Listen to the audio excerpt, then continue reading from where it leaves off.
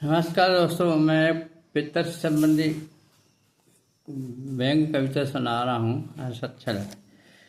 कौओं की सारी फौज, कौओं की सारी फौज खुशियाँ मना रही थी, पितरों के संदेश को बता रही थी। तुम्हारे स्वजनों तुम्हारे नाम से, सज्जनों तुम्हारे नाम से हल्ला बुड़ी बहुत खिलाया है, पर प्रेम का एक निवाला भी नहीं पाया है।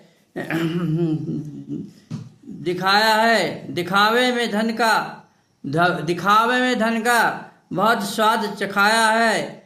कमाया था जो तुमने मेहनत का धन, नालायक बेटों ने उस धन को बेदर्दी से बहुत उड़ाया है। कौओं की मौज ने दावत कौओं की फौज ने दावत पकवाने की बहुत उड़ाई है। पितरों के नाम पे पुत्रों ने पूजा बहुत कराई है। कौओं और पंडितों को 56 भोग का स्वाद कराई है। हर बच्चों को आशीर्वाद बहुत दिया है और दान दक्षिणा का मेवा बहुत चखा है। कौए ने भी बचा हुआ पकवान बहुत खाया और खिलाया है। पितरों के नाम पर परिजन ने भोजन का भोग बहुत लगाया है। कौओं की फौजों का हाथ जोड़ भोजन बहुत कराया है। कौओं की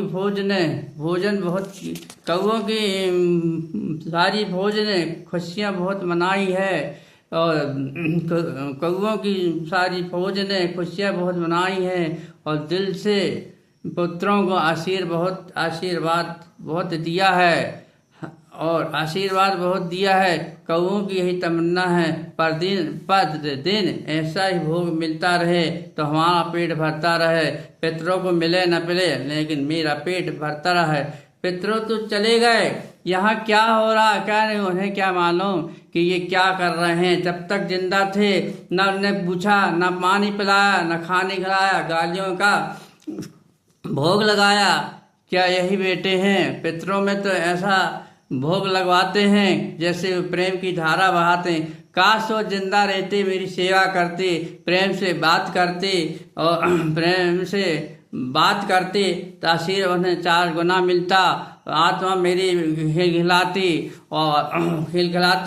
आज ये जो सिखावा कर रहे हैं वो करना न पड़ता। जिंदा रहते यदि आपने अपने माता पिता की सेवा नहीं की तो कुछ नहीं किया। मरने के बाद यदि दिखावा करते हैं, ढोंग करते हैं तो ये बहुत गलत करते हैं। जब तक माता पिता जिंदा हैं उनकी सेवा कीजिएगा, उनका आशीर्वाद पाइएगा, क्योंकि माता पिता जाने के बाद दोबारा नहीं आते हैं, न उनका आशीर्वाद आपको मिलता है। यदि आप जिंदा रहते उनकी सेवा कर लेते हैं तो उनकी आत्मा को बहुत खुशी मिलती। ये सब कुछ करने की आवश्यकता ही नहीं होती। माता पिता तो देवतुल्य हैं।